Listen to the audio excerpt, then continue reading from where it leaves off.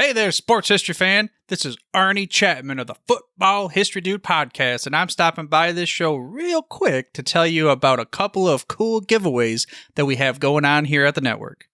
Both are autographed books covering various topics of the NFL. The first is The Point After: How One Resilient Kicker Learned There Is More to Life Than the NFL by ex-NFL kicker Sean Conley.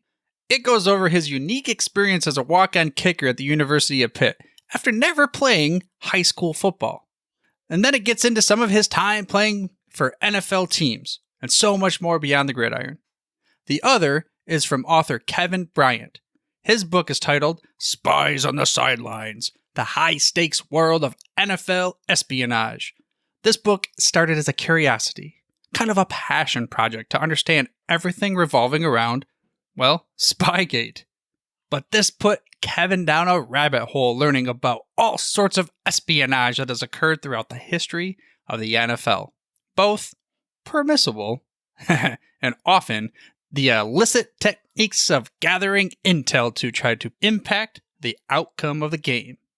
To sign up for your chance to win an autographed copy of one of these books, all you gotta do is head over to sportshistorynetwork.com/giveaways and sign up.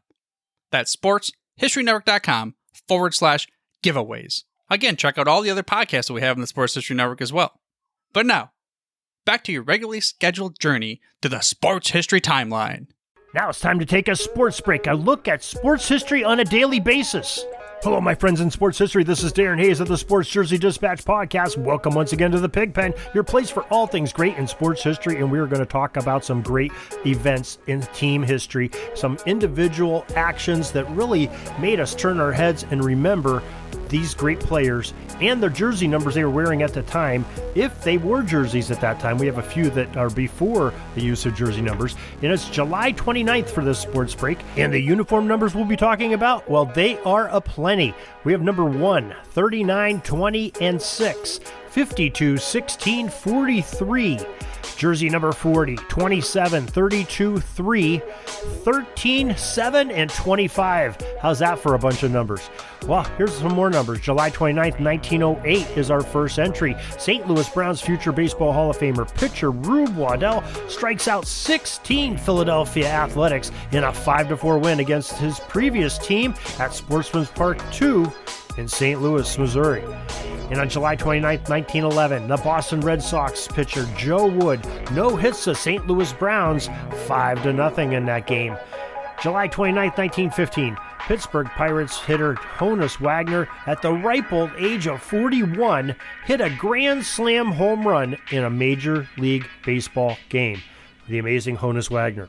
July 29th, 1921, during the city of Cleveland's 125th anniversary celebration, the great pitcher Cy Young, coming out at the age of 54 onto the mound, pitched 2 full innings for the great celebration of the city of Cleveland. July 29th, 1928, Cleveland Indians scored 17 in the first 2 innings to beat the Yankees by, get this, 24-6 was the score. Sounds like almost a football score. Well, it was at Dunn Field, and they also set a record with 24 singles in that single game.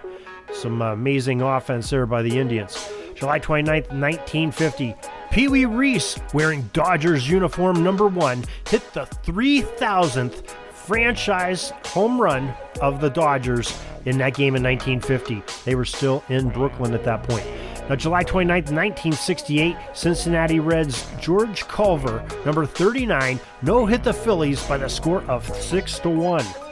And on July 29th, 1974, Major League Baseball's St. Louis Cardinals base-running demon Lou Brock, wearing number 20, stole his 700th career base in Major League Baseball. That is an amazing number there. In July 29th, 1983, the legendary Steve Garvey, wearing number 6. Remember that guy? He had, his forearms were like my thighs. He had the old Popeye arms. Well, he ended his National League record of 1,207 consecutive games, ended this day, and he had a day off. Back there in 1983. In July 29, 1988, the Baltimore Orioles traded Mike Boddicker, who wore number 52, to the Red Sox for Brady Anderson, who wore number 16 that season, and pitcher Curt Schilling, number 43. Who would know that Schilling would go on to really great things with the Red Sox.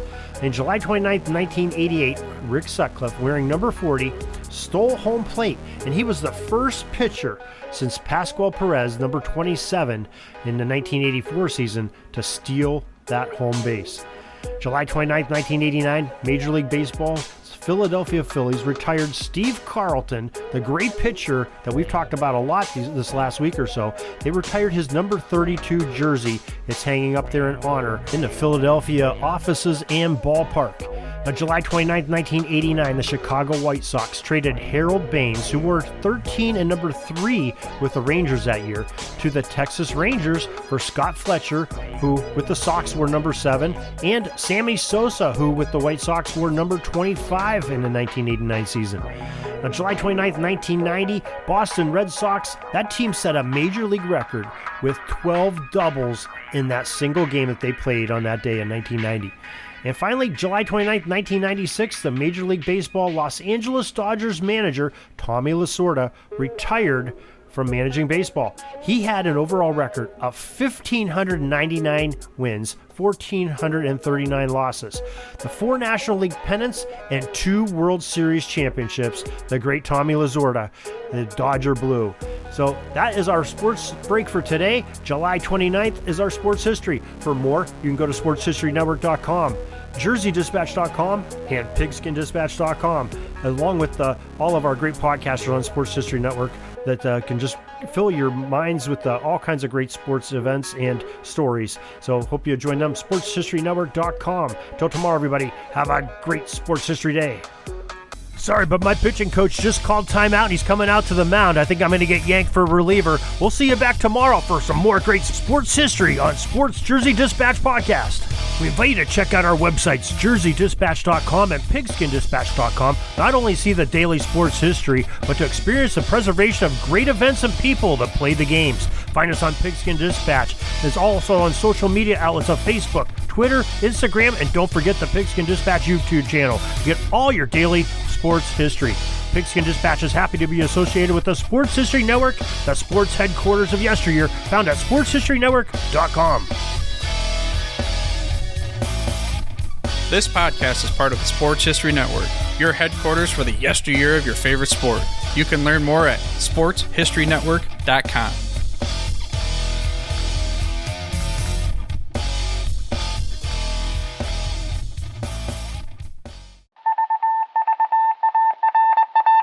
It was just another ordinary day in the offices of the Pittsburgh Guardian newspaper circa 1924.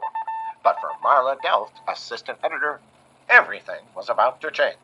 For she was about to discover the awesome attractiveness of Row 1 brand retro sports paraphernalia items thanks to Orville Mulligan, sports writer. And there it is. Wow, Orville, that's really the bee's knees. Isn't it just? A poster-sized replica of the actual 1909 World Series program cover. I can see that. But where did you get it? And where'd you get it framed? I ordered it from the Row 1 website, where over 6,000 items of sports memorabilia from the 1880s to the 1990s are available for reproduction, in multiple sizes and in several different materials, with over a dozen styles of frame to choose from for prints like this. Well, I'm sure Mr. Delft would love to put up more of these in the office. But I'm equally as sure they're beyond this newspaper's budget. Not at all, my dear Marla. See for yourself. Go to sportshistorynetwork.com/row1. sportshistorynetwork.com/row1. Oh my, these are good prices. Oh, and look at this stuff. Oklahoma-Nebraska football, college basketball art, Michael Jordan items. And so retro it was that sports Marla Delft advertisement discovered the flowers. splendiferous magic of Row 1 sports memorabilia, arts, and prints. You can too by visiting sportshistorynetwork.com/row1. That's ROW1 today for access to the full Row 1 catalog of gallery prints and gifts like t-shirts, long sleeve shirts, telephone cases, coffee mugs, blankets, pillows, towels, and even shower curtains. Act today for 15% discount off all prints with coupon code SHN15 and 20% off all other items with coupon code SHN20 at checkout. And keep your dial locked to the Sports History Network for the exciting chronicles of the 1920 sports world in Orville Mulligan, Sports Writer. Coming soon.